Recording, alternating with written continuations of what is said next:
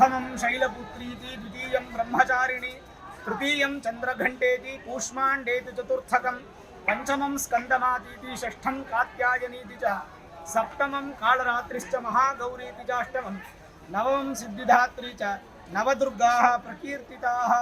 ಶ್ರೀ ಗುರುಭ್ಯೋ ನಮಃ. ಹರಿ ಓಂ.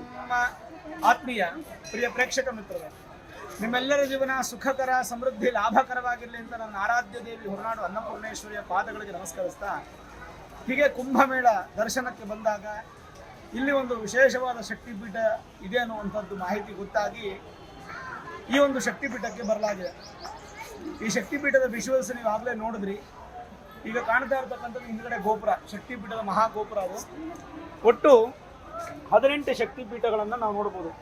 ಅದರಲ್ಲಿ ಆ ಸತೀದೇವಿಯ ಅಂಗಾಂಗಗಳು ಬಿದ್ದಂಥ 18 ಪುಣ್ಯ ಸ್ಥಳಗಳನ್ನು ನಾವು ಮಹಾಶಕ್ತಿಪೀಠ ಅಂತ ಕರಿತೀವಿ. ಅಂತಹ ಮಹಾಶಕ್ತಿಪೀಠದಲ್ಲಿ ತಾಯಿಯ ಪಂಜ ಅಂತ ಕರಿತೀವಿ. ಪಂಜ ಅಂತಂದರೆ ನಿಮ್ಗೆ ಗೊತ್ತಿದೆಯಲ್ಲ, ಬೆರಳುಗಳು. ಈ ತಾಯಿಯ ಸತೀದೇವಿಯ ಬೆರಳುಗಳು ಬಿದ್ದಂಥ ಜಾಗ ಈ ಪ್ರಯಾಗರಾಜದಲ್ಲಿ. ಇಲ್ಲಿ ಪ್ರಯಾಗೆ ಮಾಧವಂ ದೃಷ್ಟವ ಅಂತ ಹೇಳ್ತಾರೆ. ಅಲೂಪಿ ಮಾತಾ ಅಂತ ಇದನ್ನ ವಿಶೇಷವಾಗಿ ತಾಯಿಯನ್ನು ಪ್ರಾರ್ಥನೆ ಮಾಡ್ತಾರೆ, ಮಹೇಶ್ವರಿ ಶಕ್ತಿ ದೇವತೆ. ಹಾಗಾಗಿ ಇಲ್ಲಿ ನಿರಾಕಾರದ ಸ್ವರೂಪದಲ್ಲಿ ತಾಯಿಯನ್ನು ದರ್ಶನ ಮಾಡುವಂಥದ್ದು ಬಹಳ ವಿಶೇಷ.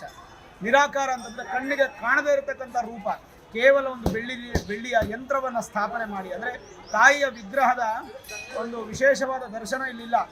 ಆ ಸತೀದೇವಿಯ ಬೆರಳು ಬಿದ್ದಂಥ ಜಾಗ ಮಹಾಪುಣ್ಯ ಕ್ಷೇತ್ರ ಆಯಿತು. ಆ ಪುಣ್ಯಕ್ಷೇತ್ರದ ಮೇಲ್ಗಡೆ ಬೆಳ್ಳಿಯ ತಗಡಿನಲ್ಲಿ ವಿಶೇಷವಾಗಿ ಶ್ರೀಚಕ್ರ ಯಂತ್ರವನ್ನು ಬರೆದು ಅದಕ್ಕೆ ವಿಶೇಷವಾದಂಥ ಶಕ್ತಿಯನ್ನು ತುಂಬಿಸಿ ಬಂದಂಥವರಿಗೆ ಅಭಿಷೇಕವನ್ನು ಮಾಡಿ ತೀರ್ಥ ಪ್ರಸಾದವನ್ನು ಕೊಡ್ತಾ ಇದ್ದಾರೆ.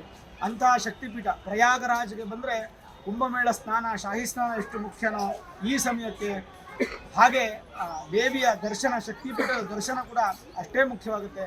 ಬನ್ನಿ, ಶಕ್ತಿಪೀಠದ ದರ್ಶನ ಮಾಡಿ, ಖಂಡಿತ ಒಳ್ಳೆಯದಾಗುತ್ತೆ. ಶುಭಮಸ್ತು. ಸರ್ವೇ ಜನಾಃ ಸುಖಿನೋ ಭವಂತು.